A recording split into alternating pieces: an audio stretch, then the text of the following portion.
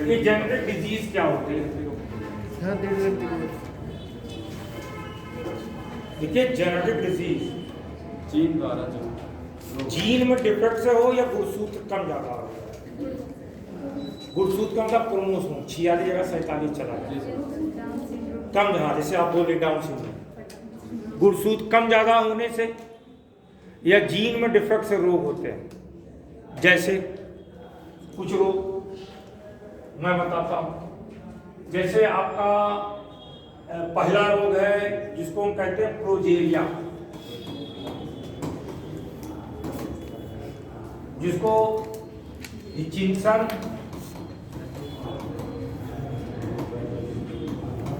Guilford progeria syndrome कहते हैं। थोड़ा थोड़ा समझ लीजिए, बाकी लिखने वाला टॉपिक जो जब टेक्नोलॉजी में आएगा तो लिखा है बहुत ज्यादा। इस पे देखिए, आपने पा पिक्चर देखी अमिताभ बच्चन की? पा, बाप बेटा, बेटा बाप बना, नहीं देखा तो देख लीजिए। पा रोग में जानते हैं क्या होता है? समझिए, वो जीन जो रिस्पॉन्सिबल है उम्र के लिए, एज के, जिसके कारण आपकी एज बढ़ती है, वो जीन में हो गया डिफेक्ट। डिफेक्ट का कारण कोई भी वातावरण का कारण हो सकता है। तो ऐसे जो बच्चे होंगे वो 16 साल में 64 साल के दिखाई देंगे।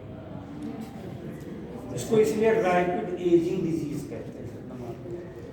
16 साल में 64 साल के दिखाई देंगे, इसी को रैपिड एजिंग डिजीज कहते हैं। रैपिड एजिंग डिजीज, ये रोग जीन में डिफेक्ट से होता है। समझ गए? जीन में डिफेक्ट से होता है। रैपिड, इसका एक नाम और लिख लीजिए, रैपिड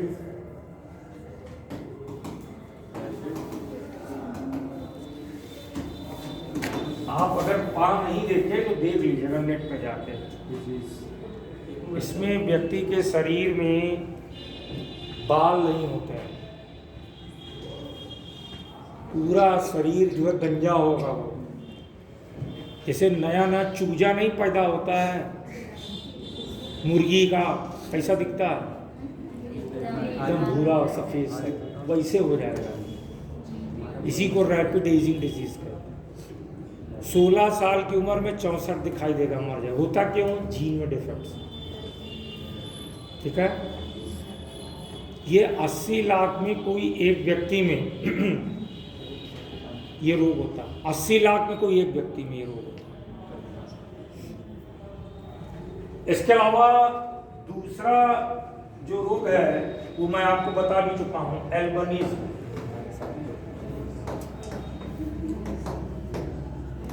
इसमें क्या होता है? ऊपर से नीचे तक सफेद हो जाता है। वही जो मिलेनियम बनाने वाला जीन है वो डिफेक्ट हो जाता है। हिंदी में इसे रंजकहीनता कहते हैं, रंजकहीनता। और देखिए, अगला रोग है जिसको हम थैलेसीमिया कहते हैं। देखिए, जिन रोगों के नाम के लास्ट में मिया लगता है, ये ध्यान रखिए, सुन लीजिए, जिन रोगों के नाम के लास्ट में मिया लगेगा, MIA, समझ लेना वो रोग RBC से संबंधित है। जैसे anaemia, megaloblastic anaemia, sickle cell anaemia, thalassaemia, इसके लास्ट में मिया लगे वो RBC से संबंधित होता है। इस रोग में होता क्या है, जो आपकी RBC होती है, रेड ब्लड सेल्स, इसका काम क्या होता है?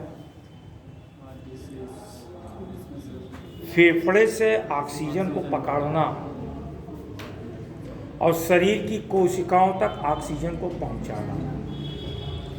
अब आरबीसी को देखें, इसमें होता है एचबी का मतलब हीमोग्लोबिन, इसको श्वसन रंगा पदार्थ। अब इस रोग में क्या होता है, हीमोग्लोबिन एक केमिकल है, इसका जो आणविक संरचना है उसमें त्रुटि हो जाती है। तो जब आणविक संरचना में त्रुटि हो जाएगी तो ऑक्सीजन कैरिंग यानी HB losses there oxygen carrying capability, यानी एचबी ऑक्सीजन को पकड़ने की क्षमता एचबी की खत्म हो जाएगी। तो यही थैलेसीमिया होता है। ऐसे व्यक्ति को हर महीने बाहर से ब्लड देना पड़ता है। ठीक है। एक रोग और भी मैंने बात किया जिसका नाम है sickle cell anaemia. Sickle cell anaemia क्या होता है? इसमें सर आरबीसी का जो केंद्रक होता है वो, देखिए इसमें जो आरबीसी होती है ना वो हंसियाकार है। आरबीसी में केंद्रक होता कहाँ बाबू, कहाँ से पढ़े? आरबीसी होता है सर।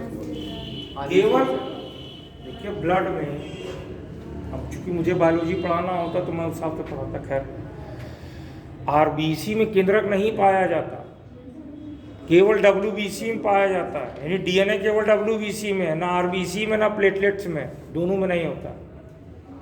लेकिन ऊंट और लामा के आरबीसी में केंद्रक पाया जाता है, मानव के आरबीसी में केंद्रक नहीं पाया जाता, ये ध्यान रखिएगा। ठीक है। तो इसमें आरबीसी सिकिल सेल हो जाता है। सिकिल सेल का मतलब हंसियाकार हो जाता है। ये क्यों होता है? जीन में डिफेक्ट से होता है। ठीक है। ये कुछ अनुवांशिकी रोग आपको बताए। कुछ और रोग हैं जो गुणसूत्रों की कम ज्यादा से होने से होता है। जैसे डाउन सिंड्रोम में 5 मिनट समझ लीजिए, बहुत इंपॉर्टेंट नहीं लेकिन समस्या है, जाने रही है। डाउन सिंड्रोम, अब ये डाउन सिंड्रोम का नाम डाउन क्यों रखा गया समझ लीजिए। मैं चाहता हूँ कम समय में आपको ज्यादा से ज्यादा बता दूं। आपका काम बने, टीचर का काम यही है, जितना सीमित समय है उसी में बढ़िया सा बता दे आपको। देखो बेटा, ऐसा होता है, आप में 1 से लेकर 23 गुणसूत्र है ना, तो जो 1 से लेकर 22 गुणसूत्र होता है, ये स्त्री पुरुष में समान और समझाता होता है। हमारे यहाँ पे स्त्री पुरुष समान समझाता होता है। इसे हम क्या हो रहा है? पेन पे कुछ गड़बड़ हो गया? पेन पे सर। तो यहाँ सेलेक्ट के बगल में सर, नीचे सेलेक्ट के बगल में पेन, इसको टच कीजिए। इसे कहते हैं हम आर्टोसोम्स। पुरुष स्त्री में एक जैसा है, आर्टोसोम्स। अब जो ये 23वीं जोड़ी है,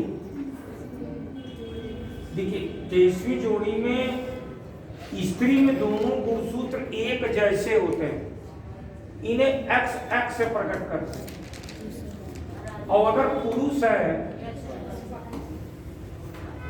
तो एक एक्स एक वाई होता है। तो ये 23वीं जोड़ी का गुणसूत्र को हम कहते हैं सेक्स।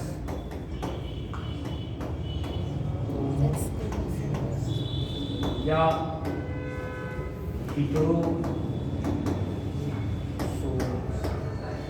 या एक नाम और है एलोलो। अगर इस प्रकार से स्त्री और पुरुष के गुणसूत्र प्रारूप को पूछे तो देखिए, अगर हम मेल की बात करें तो मेल का गुणसूत्र प्रारूप क्या होगा? 44A ये ले लिया, ऑटोसोम्स प्लस XY बराबर 46 हो गया पुरुष का। पुरुष का गुणसूत्र प्रारूप कितना हो गया? और स्त्री का, फीमेल का 44A प्लस XX बराबर 46 हो गया। ये गुणसूत्र प्रारूप हो गया। ये समान होना चाहिए। हाँ भाई, पुरुष का ये होगा, स्त्री का ये होगा। अब डाउन सिंड्रोम में क्या होता है, कभी कभी क्या होता है, गलती से, यानी प्रत्येक गुणसूत्र की 2 प्रति लिपी जाती है। कभी कभी क्या होता है कि डाउन सिंड्रोम में जो 21वीं जोड़ी का गुणसूत्र होना चाहिए तो पहुंच गया कितना, 3, तो हो गया ट्राइसोमी, तो हो गया डाउन सिंड्रोम।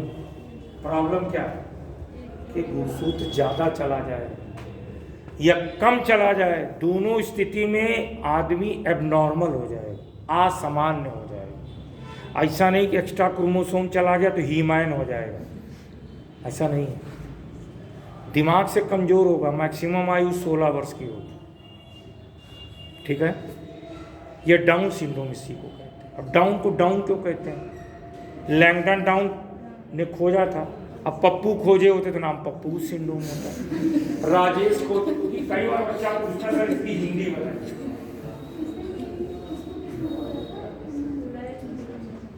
ये जो डाउन सिंड्रोम को लैंगडन डाउन ने खोजा, वैज्ञानिक का नाम लैंगडन डाउन है, उन्हीं के नाम पर रख दिया गया डाउन सिंड्रोम। समझ गए? अब देखिए, इसी तरीके से और भी रोग होते हैं, जैसे आपका एडवर्ड्स सिंड्रोम है। थोड़ा थोड़ा समझ लीजिए, इसमें क्या है, 18वीं का एक्स्ट्रा चला गया। 18 को होना चाहिए 2, पहुंच गया 3, तो क्या हो गया, एडवर्ड्स। अगर आप डाउन सिंड्रोम को लिखेंगे तो ऐसे लिखते हैं गुणसूत्र पर, 2n + 1, 21वीं का 1 एक्स्ट्रा बराबर 47। एडवर्ड का लिखेंगे तो यहाँ 21 को हटा देंगे, क्या लिख देंगे, 18वीं। समझ गए? इसे ऐसा पटाऊ साइंटिस्ट का नाम। देखो, कौन वैज्ञानिक ने कहा खोजा, इसको याद करने की कोई जरूरत नहीं है। कभी नहीं यूपीएससी पूछता, बेवकूफी का प्रश्न है।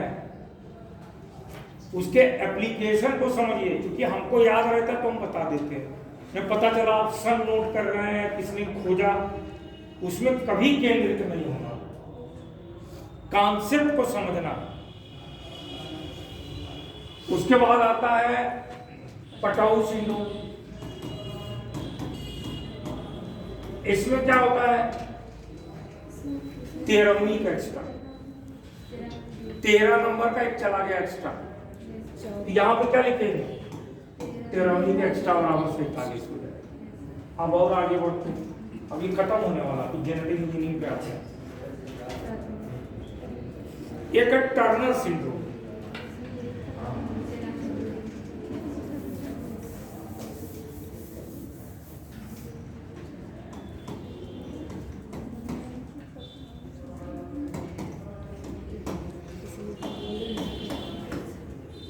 ये टर्नर सिंड्रोम क्या होता है, इसमें टर्नर सिंड्रोम में क्या होता है बेटा, जो सेक्स क्रोमोसोम 2 है ना, या तो XX होगा, एक गायब होगा, यानी इनका गुणसूत्र पारुगोले लिए होगा।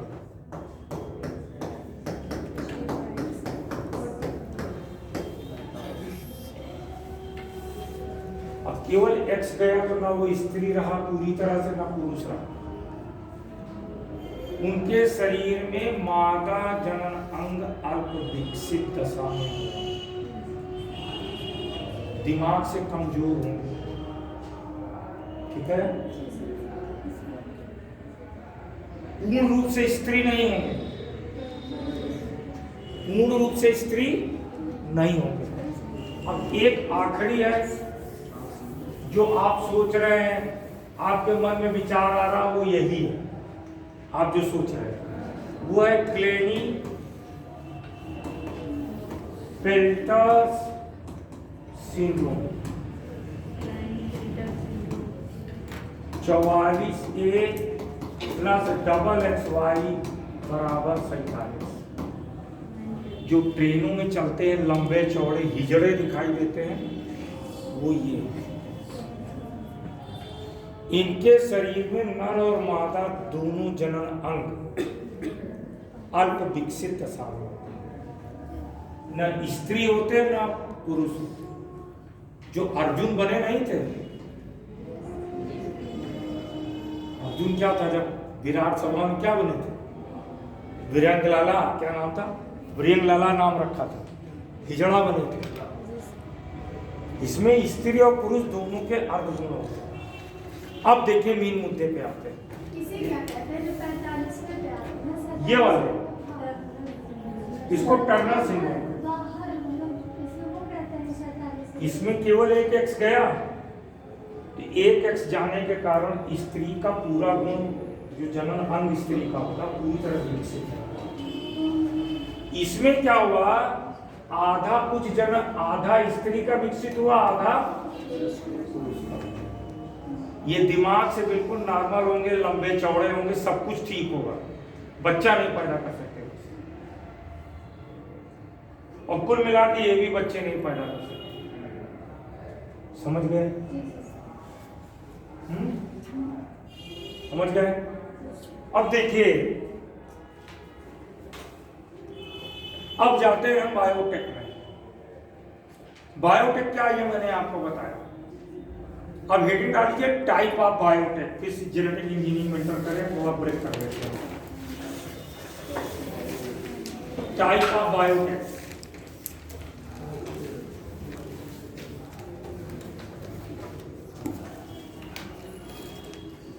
ये भी 5 मिनट का ब्रेक कर लें।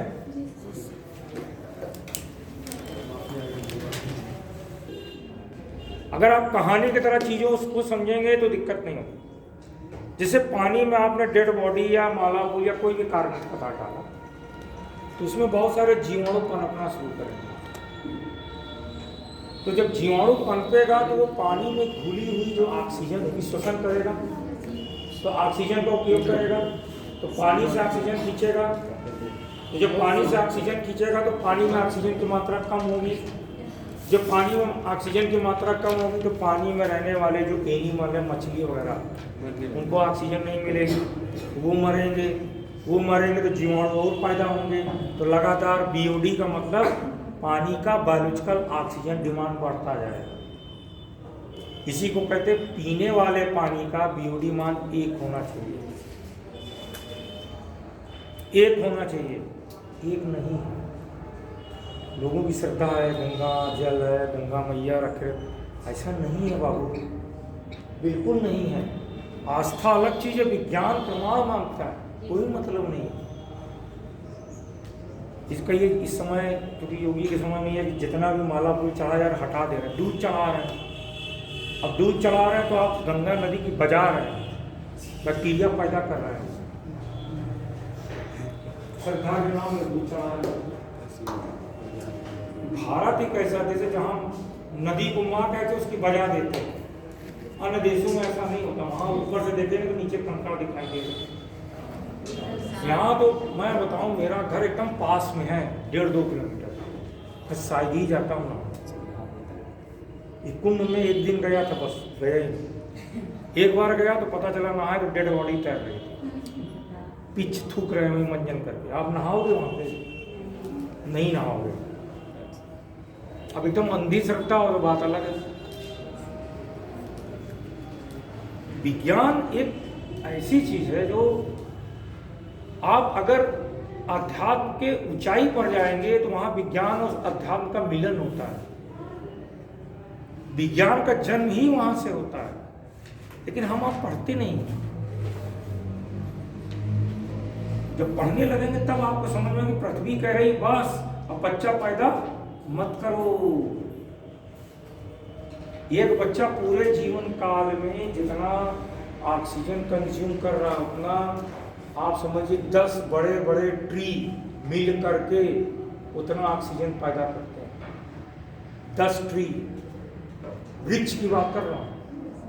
पृथ्वी कह रही बच्चा मत पैदा करो अगर हमसे प्यार करते हो, लेकिन लाइन लगी हुई है, इसके लिए क्या कर सकते हो। टाइप्स ऑफ बायोटेक्नोलॉजी में पहला आते हैं ग्रीन बायोटेक्नोलॉजी। ये रो रहा पहले इसका कॉन्सेप्ट समझिए, ये है क्या। इसका देखिए दो चीज से संबंध है, एक एग्रीकल्चर, दूसरा है पर्यावरण यानी इन्वायरमेंट। दो से संबंध, मतलब ग्रीन बायोटेक के अंतर्गत हमको सतत कृषि करना, यानी ऐसी कृषि जिसमें हम अपने वातावरण को नुकसान ना पहुंचाएं, यानी बायो फर्टिलाइजर का इस्तेमाल करें। अब आप कहें सर ये बायो फर्टिलाइजर क्या होता है, अब थोड़ा सा पुराने इतिहास के पन्ने खोलता हूँ तब समझ में आएगा। अगर कहें कि एग्रीकल्चर की ओरिजिन कैसे हुई, इस किताब में नहीं है। कैसे पैदा हुआ एग्रीकल्चर, आप एंशिएंट हिस्ट्री में पढ़ते हैं या आप एक एंथ्रोपोलॉजी होती है, बायोलॉजी की शाखा, जिसमें मानव जंगल में रहता था, उसमें पूरी मानव के तमाम चरण का अध्ययन किया जाता। तो पहले मानव जंगल में रहता था और क्या करता था, शिकार। बंदर थे, बंदर से आदमी कैसे बना होता। यहाँ पे कई सारी हाइपोथेसिस, परिकल्पनाएं हैं, कोई उसका प्रमाण नहीं। परिकल्पनाएं क्या कहती, पहले बंदर था, आदमी कैसे बना, 4 पैर से चलता था, इधर हाथी चिंगाड़ रहा है, इधर शेर दहाड़ रहा है, और पेड़ को ऐसे पकड़ के खड़ा होकर के देखने की कोशिश करता है। धीरे धीरे ऐसे से ऐसे वो आप देखते होंगे चित्र में, ऐसे जैसे, और जब सीधा होगा तो देखेंगे ये हिस्सा अंदर गया और सर वाला हिस्सा बाहर निकला। यानी यहाँ पर ब्रेन का स्कल का साइज थोड़ा बड़ा होगा, ब्रेन का डेवलपमेंट ज़्यादा होगा। 2 पैर से चलने लगा, 2 पैर से चलने लगा, बड़ा समय लगा इसमें। और जब चलने लगा शिकार करके खाता था। एग्रीकल्चर कैसे पैदा हो गया, 7000 7500 BC माना जाता है। एग्रीकल्चर कैसे पैदा हुआ क्या, जो एग्रीकल्चरिस्ट ने या एंथ्रोपोलॉजिस्ट ने लिखा, वो शिकार करने जा रहा था। जो स्त्रियां होती थी वो जनरली गुफा में रहती थी, और जो पुरुष होता था शारीरिक रूप से मसल, देखिए स्त्री पुरुष में एक ही अंतर है, मसल पावर। पुरुष का मसल ज़्यादा अच्छा है, स्त्री का मसल कम अच्छा है। बाकी किसी भी तल पर स्त्री और पुरुष में कोई अंतर नहीं, कोई अंतर कहीं से नहीं, ना आध्यात्मिक तल पर, ना ब्रेन के स्तर पर, कोई अंतर नहीं। तो पुरुष जब शिकार करने जाता था और शिकार करके जा रहा होगा या आ रहा होगा, उसको प्यास लगी तो किसी जल स्रोत के पास गया पानी पीने, वहां जौ अपने आप इसको गेहूं करते जौ, तो जौ में कुछ तोड़ा, उन्होंने खाया, अच्छा क्यों अच्छा लगा। रोज नॉनवेज खाता था, कच्चा मांस खाता, अब नई चीज़ कभी कभी खाओगे तो अच्छा लगा, उसको तोड़ करके इकट्ठा करके अपने जहाँ गुफा के पास लाया होगा, उस समय तक आग की खोज हो गई होगी, पका के या भून के खाया होगा, अच्छा लगा होगा। कुछ दाने मिट्टी में गिर गए होंगे, पानी बरसा होगा या उसने पानी गिराया होगा, तो दाने जो मिट्टी पड़े थे अंकुरित हुए, छोड़ा। जब वो बड़े हुए होंगे उसमें वैसे ही बाली आई होगी, तब उसका एंटीना काम किया होगा। अच्छा ये वही है जो वहां से लेके आया, फिर उसमें बीज को मिट्टी में डालना शुरू किया तो कभी कीड़े उठा ले जाए, कभी बर्ड उठा ले जाए, तो उसने धीरे से उसको ऊपर से ढकना शुरू किया। यहाँ से एग्रीकल्चर की शुरुआत हुई। अगर एग्रीकल्चर के दायरे में जाए तो पहला जो पशु मानव ने पाला वो भेड़ थी, गाय भैंस तो बाद में आई। और जब एग्रीकल्चर की शुरुआत हो गई, धीरे धीरे समय बीतता गया, तो एक जमाना था जो केवल ऑर्गेनिक एग्रीकल्चर ही होती थी, गोबर ही डाला जाता था। आप देखेंगे 1960-62 में भारत में हरित क्रांति आई। जहाँ तक मुझको याद है, नेहरू जी गए थे यूएनओ में। उस समय आज़ादी के बाद भारत की दशा बड़ी खराब थी, बहुत सारा अनाज बाहर से मंगाना पड़ता था। तो किसी बात पर यूएसए के विदेश मंत्री ने कहा कि जब ये भूखों मरते हैं तो हमारे पास आते हैं, जब हमको वोट की जरूरत होती है तो ये रसिया के साथ खड़े रहे। तो नेहरू जी को ये बात बहुत बुरी लगी, और जब लौट के भारत आए तब उन्होंने केमिकल फर्टिलाइजर,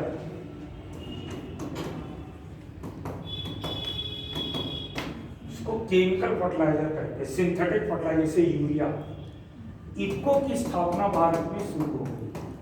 अब केमिकल फर्टिलाइजर इस्तेमाल किया जाने लगा।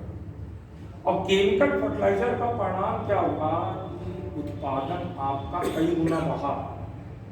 लेकिन इस केमिकल फर्टिलाइजर के कारण आपका जल, आपकी मिट्टी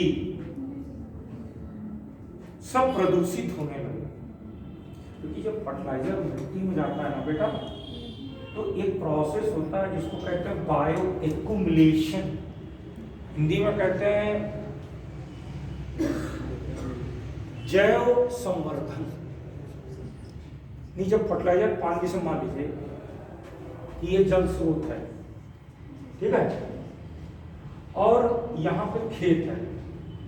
अब ये जल स्रोत का पानी, जब ये खेत है, खेत में आपने फसल लगाया, अब यहाँ पर जब सिंचाई की तो उसमें फर्टिलाइजर डाला, ये बह करके जल स्रोत में आएगा।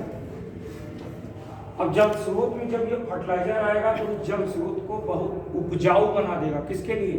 पौधों को। देखेंगे जिस जल स्रोत के पास खेत है और खेत का पानी उस जल स्रोत में जाकर तो वहाँ एलगी को निकल आती है, काई को निकल, या धोबी कपड़ा धोता है और नदी में पानी जा रहा है तो वहाँ पे कुछ शैवाल निकल आएगा। क्योंकि वो जो फर्टिलाइजर है, वो जो साबुन का पानी, उसमें फास्फोरस है, फास्फेट है, सल्फर है, वो जो पानी में जाएगा तो यहाँ पे एलगी खुद निकल आएगा। तो नीचे जो एनिमल रहते हैं वो मरने लगेंगे, क्योंकि भाई पानी में ऑक्सीजन कहाँ जाएगी? वायु से घुलती है, ऊपर तो ढक गया, नीचे मरने लगे। तो इन सब चीज़ों को देखते हुए बायो फर्टिलाइजर की बात की जाने लगी। बायो फर्टिलाइजर क्या है? कुछ ऐसी बैक्टीरिया होते हैं जो मृदा में होते हैं, मिट्टी में, जैसे नाइट्रोबैक्टर, नाइट्रोसोमोनास। ये बैक्टीरिया में ये क्षमता है कि वातावरणीय नाइट्रोजन को नाइट्रेट में बदल दे और पौधा नाइट्रोजन को नाइट्रेट के रूप में या अमोनियम आयन के रूप में ग्रहण करता है। इसलिए यहाँ पर जो बात की जा रही है कि हमको बायो फर्टिलाइजर, सतत खेती के लिए बायो फर्टिलाइजर तैयार करना, और उसके अलावा फसल में सुधार करने के लिए, उसके अलावा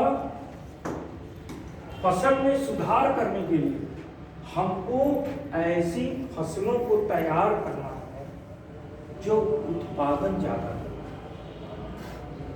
उत्पादन ज्यादा नहीं, हाइब्रिड क्रॉप को। और एक वर्ड जो यहाँ पर आया वो आया जीएम क्रॉप का, जेनेटिकली मॉडिफाइड क्रॉप है। यानी हमको सतत खेती करना बिना पर्यावरण को नुकसान पहुंचाए। तो पूरे ग्रीन बायोटेक में एग्रीकल्चर की बात है। अभी जीएम क्रॉप के समय आपको पढ़ा है, ठीक है। इसके बाद जो टेक्नोलॉजी है वो है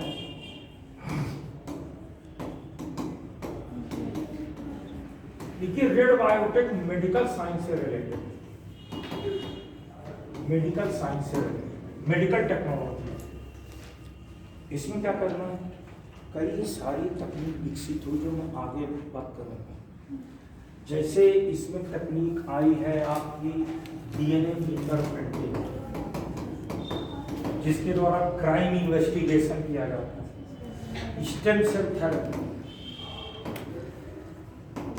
जैसा भी आपको मैंने जेनेटिक डिजीज पढ़ाई, आनुवांशिकी रोगों के इलाज के लिए, जैसे थैलेसीमिया, सिकल सेल एनीमिया, इन जैसे रोगों के इलाज के लिए ये स्टेम सेल थेरेपी का उपयोग किया जाता है। इसके अलावा जीन थेरेपी,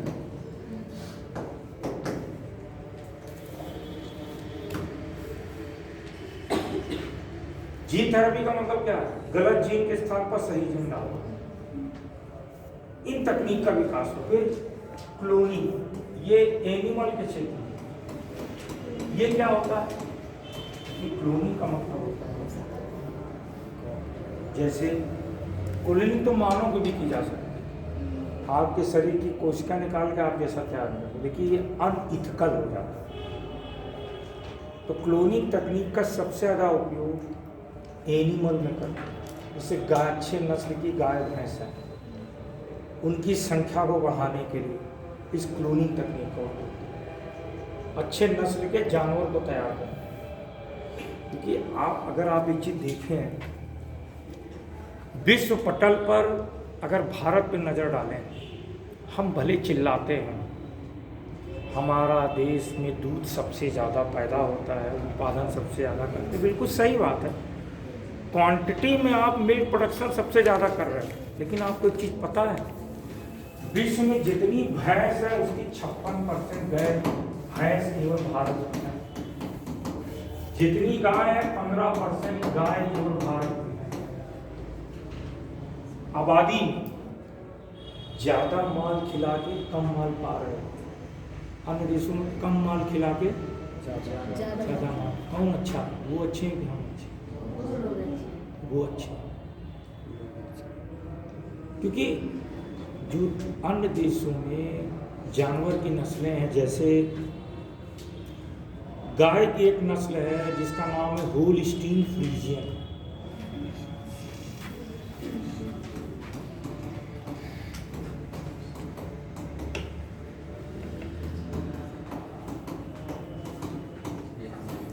विश्व में सबसे ज्यादा दूध देने वाली गाय है, 100 लीटर देती है दिन। आप 10 गाय पालोगे तो भी उतना दूध नहीं मिलेगा।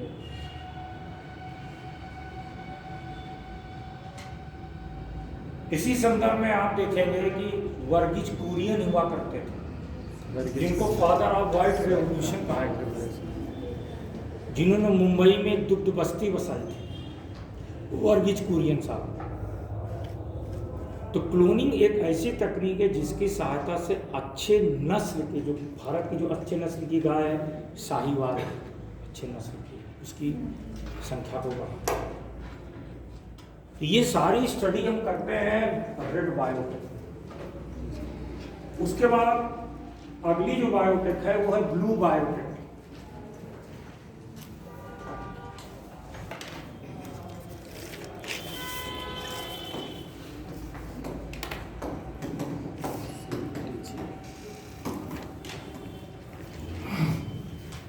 ये क्या होती है?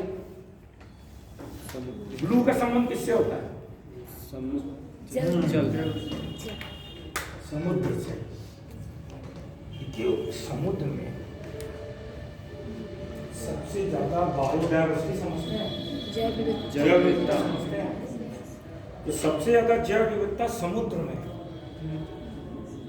अब समुद्र में जो पाए जाने वाले जीव हैं उनका उपयोग मानव कल्याण के लिए करें। जैसे आपने देखा होगा विटामिन ए की गोली मार्केट में बिकती है, जी सर, विटामिन ए, जी सर, वो बनाई जाती है समुद्र में। एक मछली होती है कॉड लीवर ऑयल से बनाया जाता है।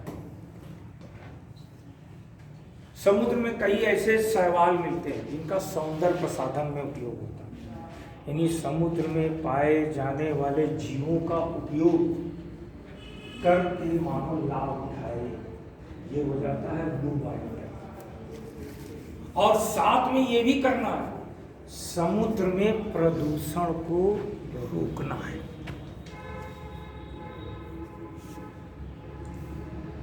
जैसे एक वर्ड आता है यहाँ पर बायो रेमिडिएशन। ये बायो रेमिडिएशन क्या होता है? जैव उपचार।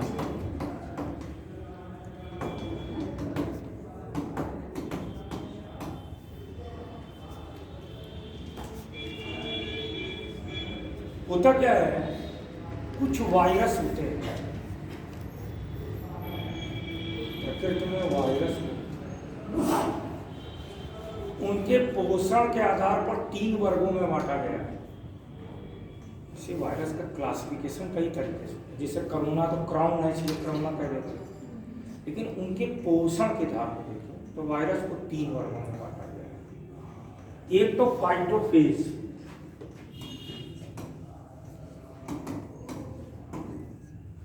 फाइटोफेज का मतलब, स्पेलिंग गलत हो, फाइटोफेज का मतलब जो पौधों में रोग करे या पौधों से भोजन करवाते तो फाइटोफेज। जूफेज, जूफेज का मतलब वो वायरस जो जंतु में रोग करे, जैसे कोरोना है, चिकनगुनिया, वो जूफेज होता है। तीसरा वायरस हमारे लिए बहुत मजेदार है, हमारे लिए बहुत फायदेमंद है, वो है बैक्टीरियोफेज। ये वायरस क्या करता है, जीवाणु से अपना भोजन ग्रहण करता है, जीवाणु कोशिका को नष्ट करता है। अब ये वायरस को अगर हम पानी में छोड़ दें, पानी का बीओडी मान बढ़ गया है, इसको छोड़ दें तो क्या करें, उस पानी में जितने भी बैक्टीरिया होंगे नष्ट कर दें। कुछ ऐसे बैक्टीरिया वायरस होते हैं जो पानी में हैवी मैटर, जैसे पारा पहुंच गया, पारा से आपने सुना है कि मिनीमाटा डिजीज होता है, कैडमियम पहुंच गया, इटई डिजीज होता है। तो कुछ ऐसे सूक्ष्म जीवी होते हैं, इन हैवी मेटल को एक्युमुलेट करते, इकट्ठा करते, इसी को हम बायो रेमिडिएशन कहते हैं, यानी जैविक विधि से पानी में गंदगी को हटाना। ये सब अध्ययन किसमें करेंगे, ब्लू बायो टेक। समझ में आ रहा है अच्छे से? उसके बाद अगली जो बायोटेक आ जाती है वो वाइट बायोटेक हो जाती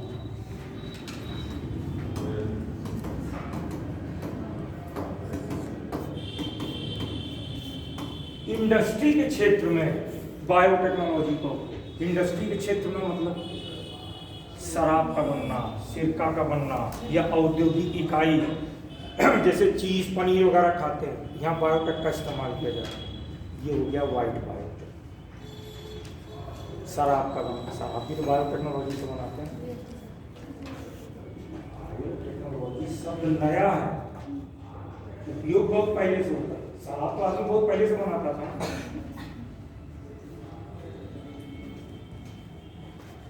समझ गए?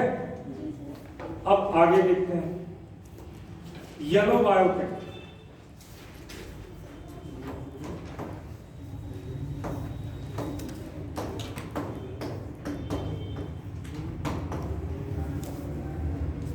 येलो बायोटेक क्या है?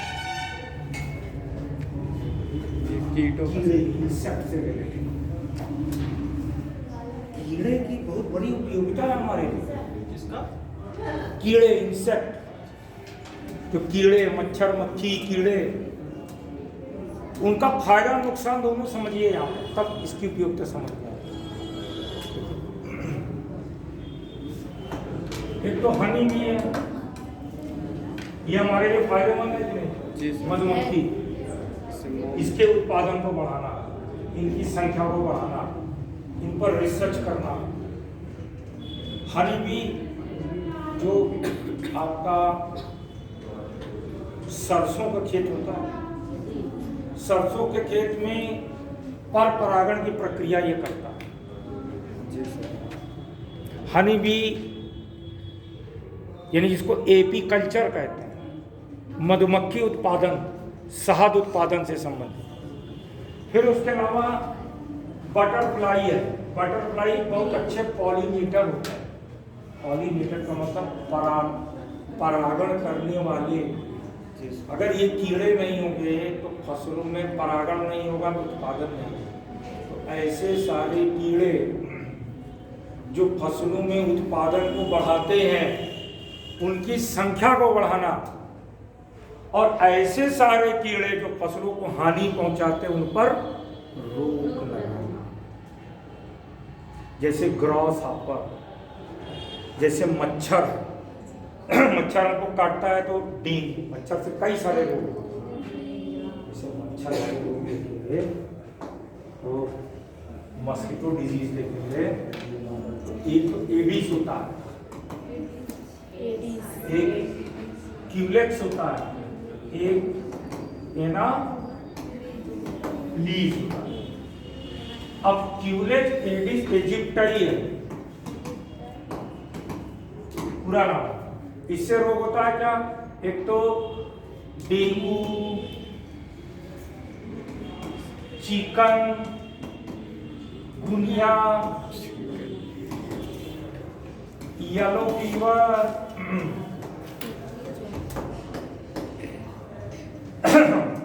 येलो फीवर, जीका,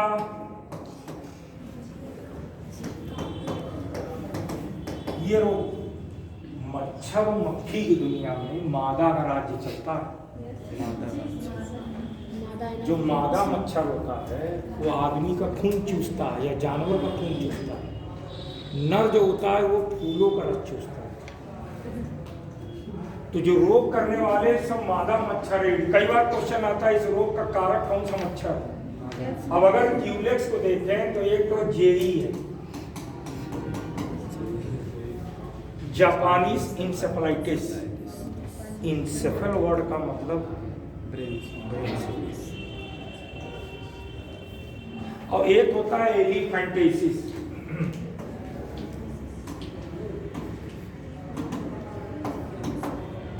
देखिए ये जितने रोग देख रहे हैं ना, ये सारे रोग वायरस से होते हैं। 1 2 3 4 रोग वायरस से होते हैं। ये रोग वायरस से होता है, लेकिन ये रोग न्यूमेटोड से होता है, सूत्रकृमि से होता है, हाथी पांव से, पैर मोटा मोटा।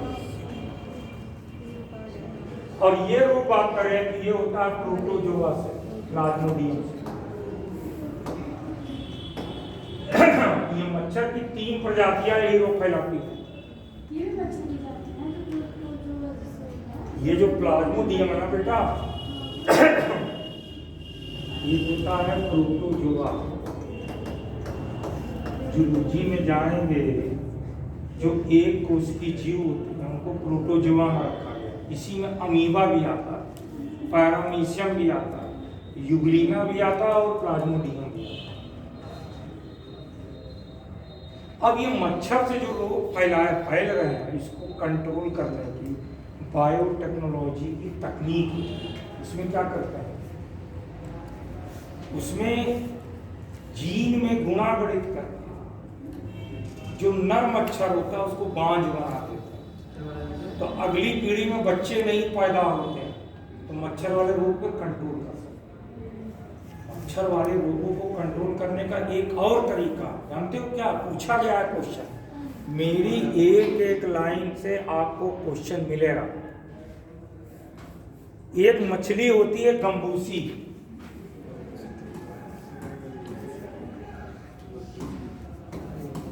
ये मछली का नाम है, छोटी छोटी मछली होती है।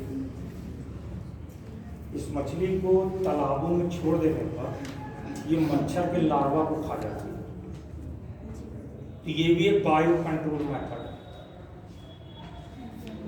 मच्छर को जेनेटिकली मॉडिफाइड कर देना, कहने का अर्थ ये है येलो बायोटिक में जो हमारे लिए फायदेमंद इंसेक्ट है उनकी संख्या को बढ़ाना, जो हमें नुकसान पहुंचाते हैं उनकी संख्या पर नियंत्रण करना। इसके अलावा नियंत्रण करने का एक तरीका और होता है, फेरोमोन। फेरोमोन जानते हो क्या होता है?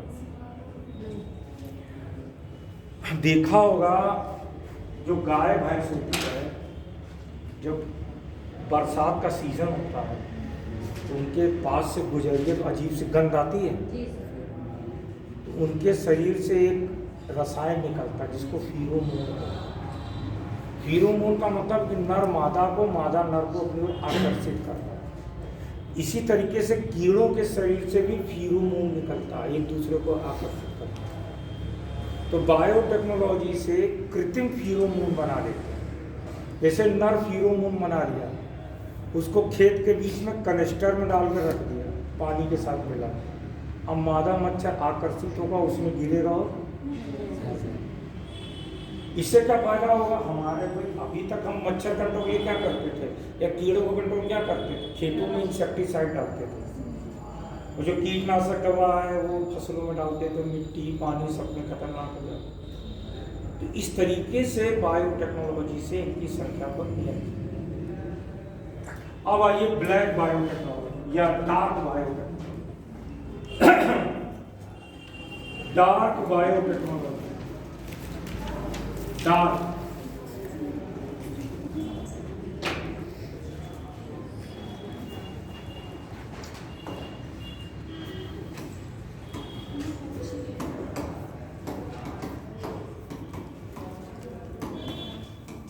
ये क्या है? डार्क मतलब काला, काला का मतलब ये टेक्नोलॉजी हमारे लिए खतरनाक है। जैसे अभी कोविड के लिए कहते थे ना कि चाइना ने फैलाया रोग को फैलाना, इसको कहते हैं इसके लिए बनाते हैं बायो वेपन्स या बायोलॉजिकल वेपन्स। इसमें क्या करते हैं?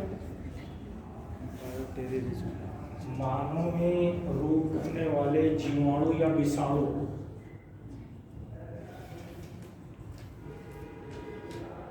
प्रयोगशाला की नियंत्रित दशा पाउडरकृत कर देते हैं। समझ रहे हैं ना? और पाउडरकृत करके उसको वायु में फैला देना। जैसे बहुत पहले की बात है, सन 2002 में एक रोग बैक्टीरियल डिजीज को फैलाया गया था अमेरिका में। उस बैक्टीरिया को प्रयोगशाला की नियंत्रित दशा में संख्या बढ़ा करके जब फैला दिया गया तो लोगों ने जब सांस लिया तो उनमें एक रोग हो गया जिससे बहुत सारे लोग मरे। यानी सूक्ष्म जीवी को फैलाना, साधारण भाषा में इसको कहते हैं बायोलॉजिकल वेपन्स। ये डार्क बायोटेक में स्टडी किया जाता है। समझ रहे ना? अब बायोटेक में चीजें बताई मैंने आपको। अब बात करते हैं जेनेटिक इंजीनियरिंग। रीडिंग आ गई जेनेटिक इंजीनियरिंग।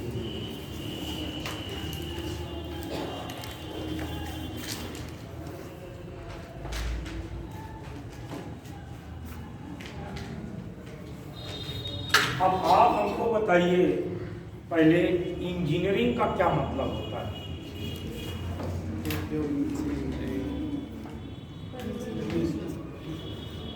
इंजीनियरिंग का मतलब क्या है?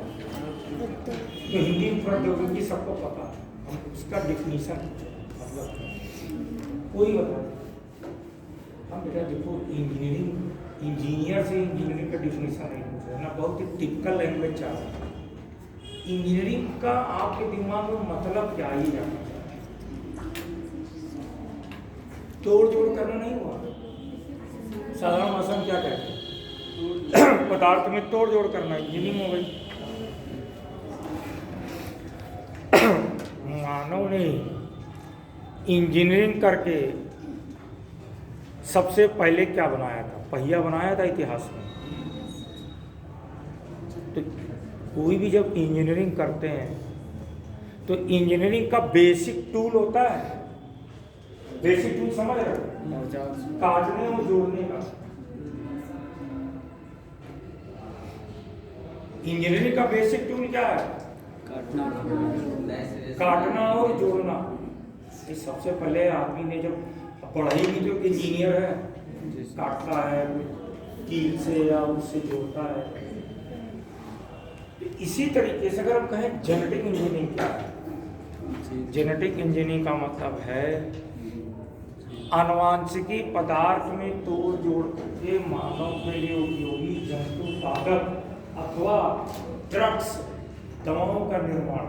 लिख लीजिए जेनेटिक इंजीनियरिंग का मतलब आनुवांशिकी पदार्थ में तोड़ जोड़ करके मानव के लिए उपयोगी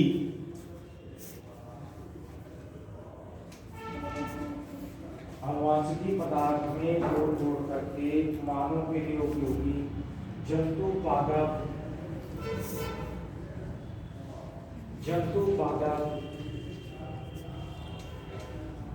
मानव के लिए उपयोगी जंतु पादप अथवा दवाओं आदि का निर्माण करना जेनेटिक इंजीनियरिंग कहलाता है। आनुवांशिकी पदार्थ में तोड़ जोड़ करके मानव के लिए उपयोगी जंतु पादप माने पौधे तथा दवाओं यानी ड्रग्स का निर्माण करना जेनेटिक इंजीनियरिंग या आनुवांशिकी अभियांत्रिकी कहलाता है।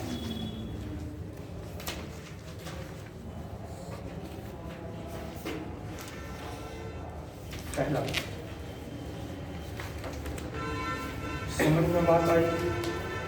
अब मेन मुद्दे पे आते हैं, धीरे धीरे तट की ओर बढ़ रहे हैं। अब आप हमको ये बताइए,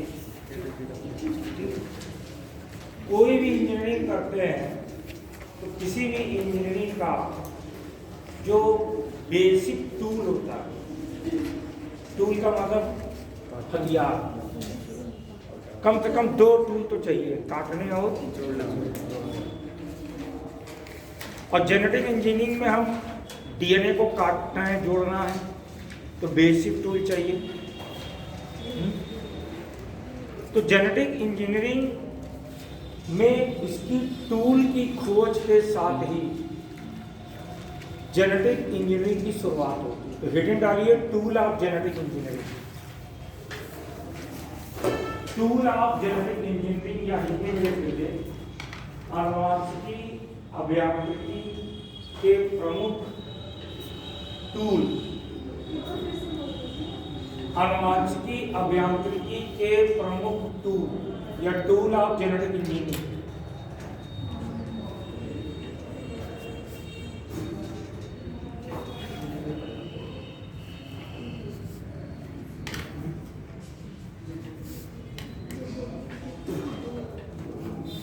अब समझते हैं इसको। अब यहां से मोहब्बत से समझिएगा। इसमें मैं धीरे धीरे करंट की ओर बढ़ूंगा। अभी वर्तमान में 2025 चल रहा है, 2025 तक हमको आना है, 2026 का नहीं पता क्या है। ठीक, देखिए शुरुआत कहाँ से होती है, होता क्या है, पहले समझ लीजिए फिर नोट डाउन करा। 1970 में क्या होता है, एक माइक्रोबायोलॉजिस्ट का मतलब सूक्ष्म जीवी विज्ञान वेत्ता, लेकिन हिंदी में कितना लंबा बोलना पड़ता, जिनका नाम था, 2 लोग थे, जिनका नाम था नैथन्स और दूसरे का नाम था स्मिथ। ये दोनों लोग क्या कर रहे थे, एक जीवाणु का अध्ययन कर रहे थे, यानी जीवाणु का कल्चर बना। अब आप कहें सर कल्चर क्या होता है? देखिए इतिहास में कल्चर का मतलब सभ्यता संस्कृति है। साइंस में कल्चर के कई मायने निकलते हैं, कई मायने निकलते हैं। सबसे बड़ा मायने तो एग्रीकल्चर। एग्रीकल्चर का मतलब क्या होता है? खेती, फसल प्रबंधन। उसको हिंदी में कृषि विज्ञान नहीं कहते, कैसे करें, कौन सा जुगाड़ बनावें, ज़्यादा उत्पादन करें, ये हो गया एग्रीकल्चर। बॉटनी का मतलब पौधे के अंदर घुस के देखना, उसका जड़ कैसा है, तना कैसा है, अंदर कौन कौन सा ऊतक है, ये बॉटनी हो जाती है। एग्रीकल्चर ये कहता है कौनो ऐसा जुगाड़ बनाओ कि ज़्यादा से ज़्यादा उत्पादन करो। तो कल्चर का मतलब उगाना भी होता है, कल्चर का मतलब पालन भी होता है। जैसे पीसी कल्चर, मधुमक्खी पालन, नहीं सॉरी, पीसी कल्चर का मतलब मछली पालन, एपी कल्चर का मतलब मधुमक्खी पालन, सेरी कल्चर का मतलब रेशम कीट पालन, और कल्चर का मतलब एक हिंदी में होता है और संवर्धन। संवर्धन का मतलब बैक्टीरिया की संख्या को बढ़ाना, कल्चर। ये दोनों लोग जो थे वो जीवाणु का कल्चर करते थे और उस पर अध्ययन करते थे। एक दिन क्या होगा कि वो जीवाणु पर कल्चर किए। उस जीवाणु का नाम है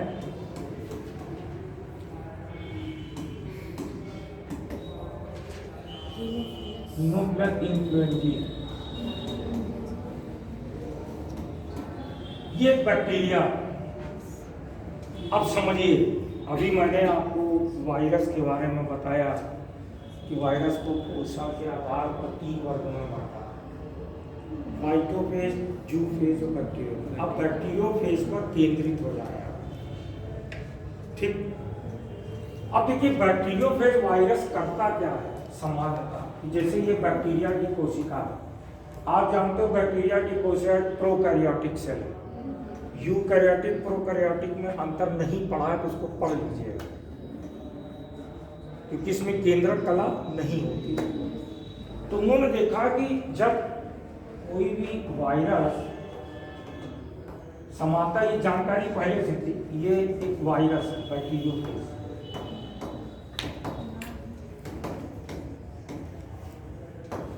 वायरस और ये बैक्टीरियल सेल है, ये हीमोफिलस, ये सॉरी ये मैंने एक बैक्टीरिया ले ली, ये बैक्टीरियल सेल है। जब ये वायरस इसके संपर्क में आता है तो अपने जेनेटिक मटेरियल अंदर डाल देता है। इसका जेनेटिक मटेरियल डीएनए या आरएनए कुछ भी हो सकता है। तो इसका डीएनए क्या करता है, बैक्टीरिया के डीएनए को खंडों में काट डालता है, कहीं छींटता है और काट करके ये देखिए, और इसके साथ इसका जो डीएनए भी टूट करके इसके साथ जुड़ जाता है ऐसे, और जुड़ करके ढेर सारे नए वायरस बन जाते हैं और बैक्टीरियल सेल खत्म। अमूमन ये होता है, ये कौन करता है, बैक्टीरियोफेज वायरस, ठीक। कभी इत्तेफाक कहिए, उनकी किस्मत कहिए, जब आप कर्म करते हैं तभी किस्मत साथ देती है। करने नहीं करें, गलती से कहीं, गलती से क्या हुआ, उनको नहीं पता था, वो जीवाणु का अध्ययन कर रहे थे। देखा क्या कि आप दोनों ने नाइट्रम तो इसमें साथ है, ये हीमोफिलस इन्फ्लुएंजाe बैक्टीरिया, इसके संपर्क में जब ये वायरस आया और इसने अपना डीएनए अंदर डाला, उल्टा करके, उल्टा करके जानते हैं क्या हुआ, इस बैक्टीरिया के डीएनए के कोई जीन, उस समय नहीं पता था कौन सा जीन, कोई जीन, वो जीन ने एक एंजाइम बनाया और इस एंजाइम ने वायरस के डीएनए को कैंची की तरह खंडों में काट के खत्म कर दिया। यानी इस बैक्टीरिया में इस वायरस के प्रति प्रतिरोधक प्रणाली है। अब उन्होंने क्या किया कि इस एंजाइम का नाम आगे चलकर रख दिया, इसमें से क्वेश्चन आया REE, इसका पूरा नाम है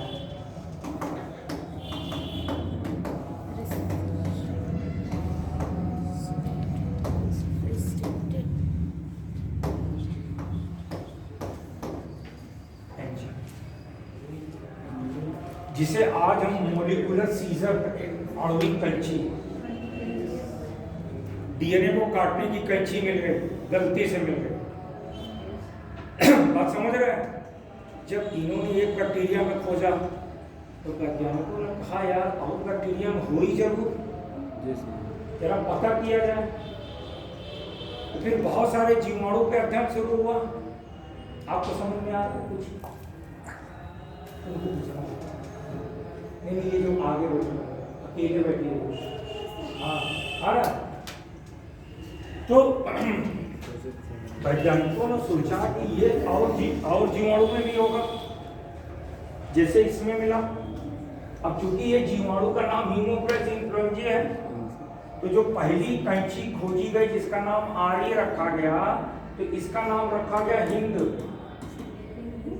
सेकंड एच लिया गया इससे, IN लिया गया इससे, डी साइंटिस्ट ने अपनी तरफ से लगाया। इसका संबंध कोई भारत से नहीं। अब हिंद सेकंड तो कहा गया, अभी समझते हैं। आज इसी का उपयोग हो रहा है जेनेटिक इंजीनियरिंग काटने के लिए। फिर और बैक्टीरिया का अध्ययन किया गया, तो कुछ जीवाणु और मिले जैसे ई कोलाई, ये हमारी आंत में पाया जाता है जीवाणु। तो इसमें देखा गया कि इसमें भी ऐसे मिला है आरी, तो उसका नाम रखा गया ई कॉल फर्स्ट। अब ये फर्स्ट सेकंड का मतलब क्या है अभी समझाता हूँ। धीरे धीरे जब अध्ययन किया गया, वर्तमान में 250 से 300 आरी मिल चुके हैं। अब एक चीज हमको बताओ, जब कभी अपनी बाइक बनवाते हो तो उसमें तमाम नट बोल्ट होता है ना? जो मैकेनिक होता है वो बच्चे से कहते हैं ना, जब एक 14 नंबर इंच ले आओ, 5 नंबर इंच ले आओ, 4 नंबर इंच ले आओ, उसको मालूम है नट किससे खोला जाता है। वैसे आजकल 250 से 300 प्रकार के आरी ज्ञात है। अब जो जेनेटिक इंजीनियर है उसको ये मालूम है कि कौन सा आरी यूज करे DNA में कहाँ से काटना। अब ये आरी जब अध्ययन किया गया तो आरी 3 प्रकार के मिले।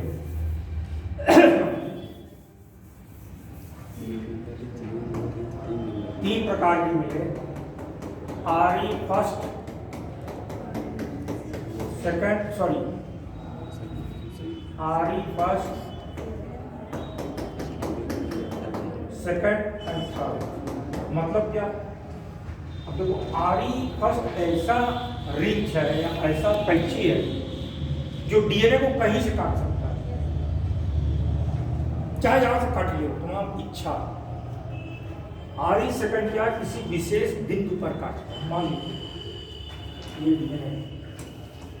DNA या उसकी टेंडेंसी है कि इन दोनों के बीच का काटना, और तीसरे में इन दोनों का गुण है।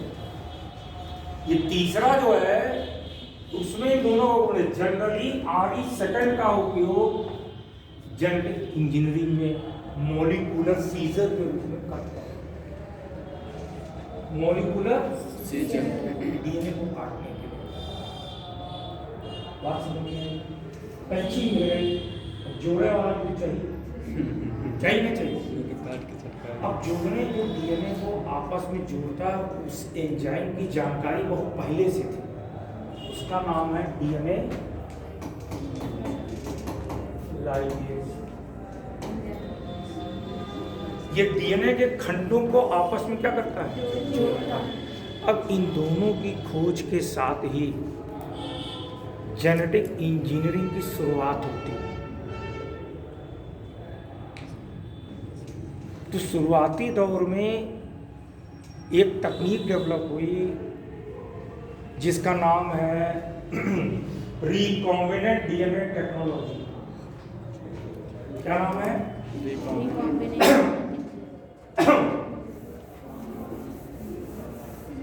रिकॉम्बिनेंट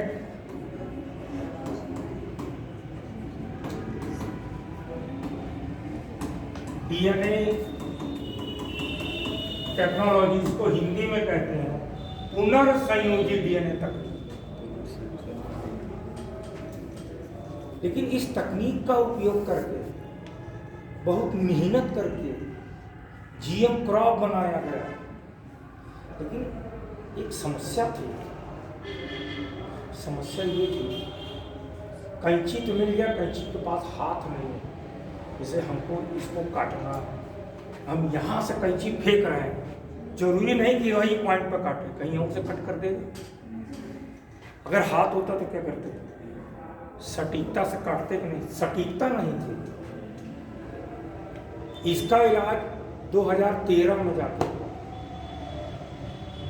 चार्पेंटियर और डोडोना ने एक क्रिस्पर-Cas9 टेक्नोलॉजी की खोज की। 2020 का नोबेल मिला केमिस्ट्री में, वो बताएंगे क्रिस्पर-Cas9 टेक्नोलॉजी। आप समझिए उन्होंने एक हाथ ढूंढ लिया, किसके लिए, काटने। कैंची पता थी, अब कैंची को हाथ में कैसे लगाएं कि सटीकता से वहीं पे जाके कट करें, इसलिए 2020 का नोबेल मिला, जिसको जीन एडिटिंग टेक्नोलॉजी है, क्रिस्पर-Cas9। अभी आगे बताएंगे, बात समझ में आ रही है। अब जब ये दोनों की खोज हो गई तो वैज्ञानिक बैठे नहीं, उन्होंने एक एक करके कार्यक्रम शुरू किया। तो सबसे पहले उन्होंने एक तकनीक लाए, वो तकनीक का नाम है रिकॉम्बिनेंट डीएनए टेक्नोलॉजी। तो उसके पहले थोड़ा जो बताया है लिख लीजिए, टूल ऑफ जेनेटिक इंजीनियरिंग लिखना चाहे लिख लीजिए। सन 1970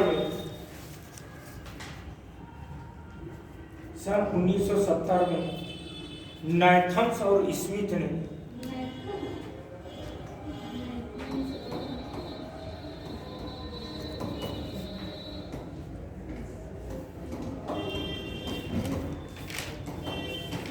नाथन्स और स्मिथ ने हीमोफिलस इन्फ्लुएंजी, लिखा नहीं गया, उल्टा गया है, लिख देता हूं।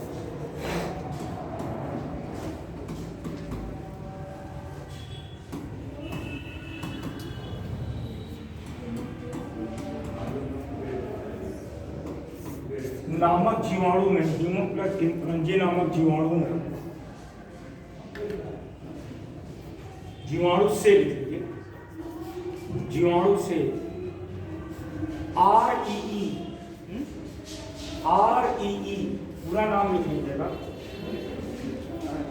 RE का पूरा नाम लिख लीजिएगा, restricted Indo nucleus enzyme, restricted endonuclease enzyme की खोज की।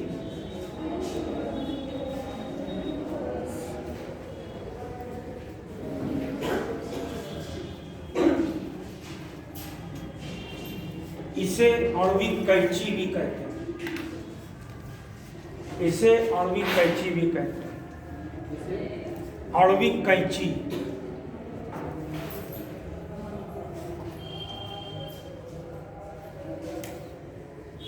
इसे आणविक कैंची भी कहते हैं।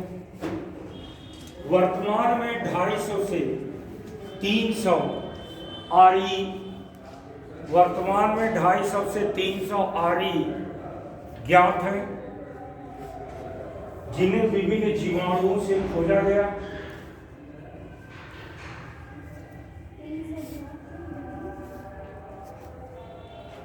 जिन्हें विभिन्न जीवाणुओं से खोजा गया। RE 3 प्रकार के होते हैं, RE 3 प्रकार के होते हैं, RE first, RE second, RE third. RE first, RE second, RE third.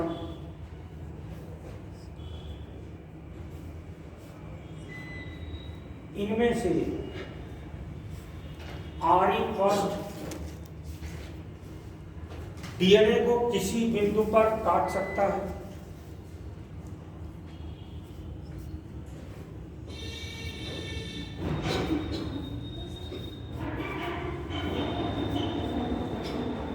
जबकि RE सेकंड डीएनए को किसी विशेष बिंदु पर ही काटता है, किसी विशेष बिंदु पर ही काटता है। जबकि RE थर्ड जबकि Re third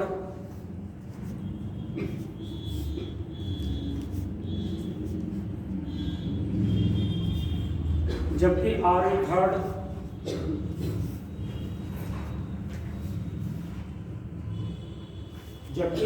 third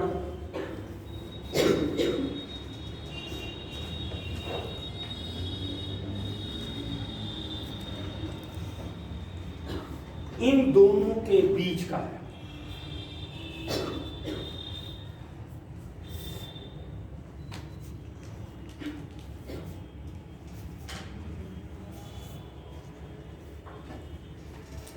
next paragraph के डीएनए के खंडों को जोड़ने वाले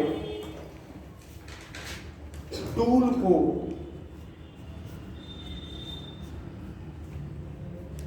डीएनए लाइगेज कहते हैं। डीएनए के खंडों को जोड़ने वाले टूल को डीएनए लाइगेज कहते हैं, जिसे हम आणविक सिलाई या मॉलिक्यूलर स्टिचर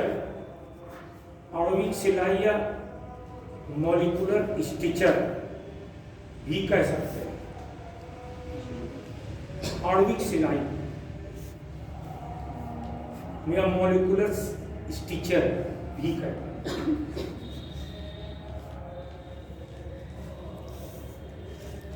अब देखिए, जब इन दोनों की खोज हो रही तब टेक्नोलॉजी आती है पहली।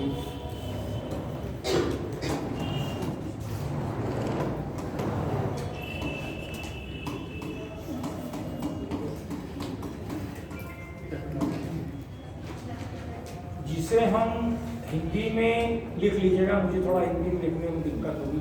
पुनर्संयोजित डीएनए तकनीक, पुनर्संयोजित डीएनए तकनीक।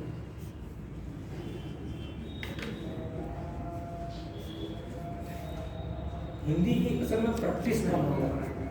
कारण क्या है कि ये प्राइवेट कोचिंग है, 90% बच्चे सब इंग्लिश में पढ़ा रहे हैं। वर्ड सब मुझे याद है हिंदी में, प्रैक्टिस हिंदी में कम होती है। अब ये देखिए तकनीक है, थोड़ा सा समझ लीजिए, फिर कल आपको पूरा इसको लिखा भी देंगे। इस तकनीक में क्या करते हैं, जैसे किसी में बढ़िया जीन है, ऐच्छिक जीन है, हम वो चाह रहे हैं कि वो जीन निकाल कर किसी दूसरे में डाल दो।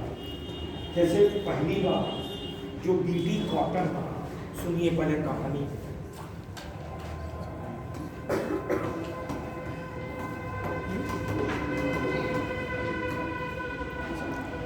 इस तकनीक का समानता उपयोग करके जीएम क्रॉप बनाया गया, जेनेटिकली मॉडिफाइड क्रॉप बनाया गया। अब असल में ये बीटी कॉटन बनाया कैसे गया, इसमें इस तकनीक का उपयोग किया गया। तो करते क्या है इसमें, पहले समझते हैं बीटी की कहानी, तब फिर बताएं। बीटी का मतलब होता है बैसिलस ट्यूबरकुलोसिस। ये क्या है, ये जीवाणु का नाम। क्या है? जीवाणु है, बैक्टीरिया का एक नाम है, तो समझिए थोड़ा सा।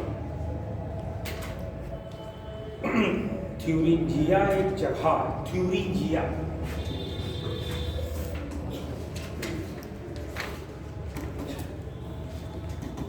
ये जगह जो है ये जर्मनी में, जर्मनी या यूरोपीय देश हम लोगों से बहुत आगे है। वर्ल्ड में सबसे बढ़िया एग्रीकल्चर की तकनीक जो है वो इजराइल के पास होती है, बहुत आगे है। आप समझिए वहाँ पर 1929 के बाद बता रहे हैं, 1925 के बाद वहाँ पर केमिकल फर्टिलाइज़र का उपयोग बंद कर दिया गया था। बहुत कम यूज़ करते थे कम विशेष परिस्थिति। तो वहाँ वैज्ञानिकों ने देखा कि मिट्टी में जीवाणु ये वाला देखा, ये जीवाणु को वो कल्चर कर लेते थे। कल्चर का मतलब संवर्धन कर लेते थे। संवर्धन का मतलब संख्या को बढ़ा लेते थे। बढ़ा के इसको पानी में मिला देते थे। तो जो कपास होता था ना,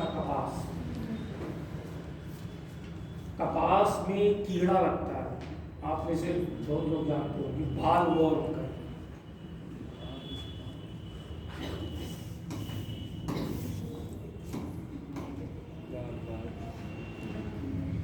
बाल वॉर्म का मतलब उसके शरीर का आप देखेंगे ना, ऐसे ऐसे चलता है, बस बाल लगा रहते हैं, सुंगड़ी पत्ती को खाता है, पत्ती को खाता है।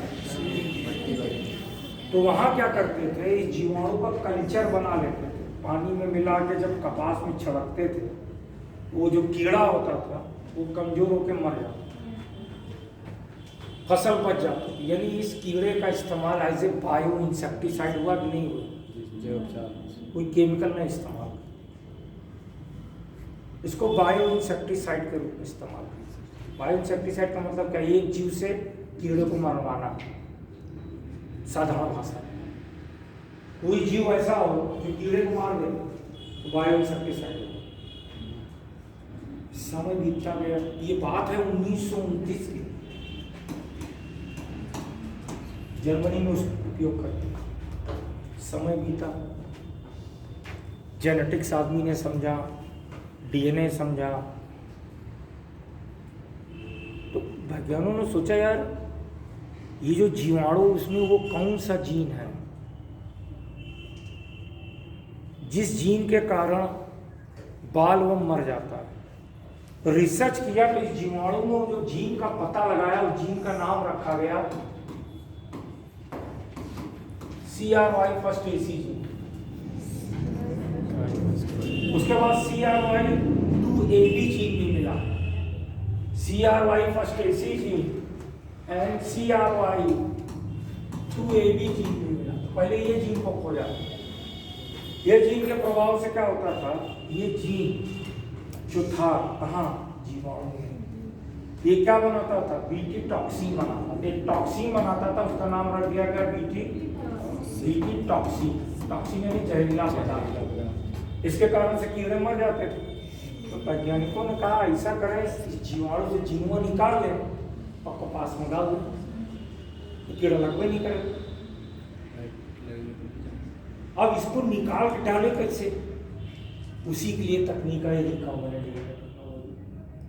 वो तकनीक है जिससे निकाल के हम डालते हैं, है ना, निकाले में डाल देंगे। आज इस तकनीक का उपयोग करके कई फसलें बनाई गई, इसकी डिटेल चर्चा आप कल करें। बीटी कॉटन है, और आपका गोल्डन राइस है, अधिक लोहा जस्ता वाला धान है, फ्लेवर से वो टमाटर है, कई सारी फसलें बनाई, बीटी ब्रिंजल बनाया गया। अभी हाल में बहुत चर्चा में मेरा DMH 11 बनाया गया, खारा मस्टर्ड हाइब्रिड। अब जो इस तरीके की फसलें बनाई जा रही हैं, तो उगाई काहे नहीं जा रही हैं, उसमें समस्या है, और समस्या बहुत भयंकर है। तो समस्या क्या बहुत भयंकर है। कल इन समस्याओं का, GM क्रॉप का, हाइब्रिड क्रॉप का, इस टेक्नोलॉजी का, CRISPR-Cas9 टेक्नोलॉजी का, ये सारी चर्चा कल की क्लास में।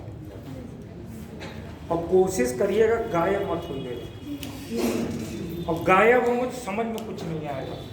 साइंस एक ऐसा विषय होता है, अगर आपका साइंस बैकग्राउंड नहीं है तो पढ़ के आप नहीं समझ पाएंगे, उसके लिए गुरु की जरूरत होती है। बिना गुरु के साइंस नहीं समझ में आता। और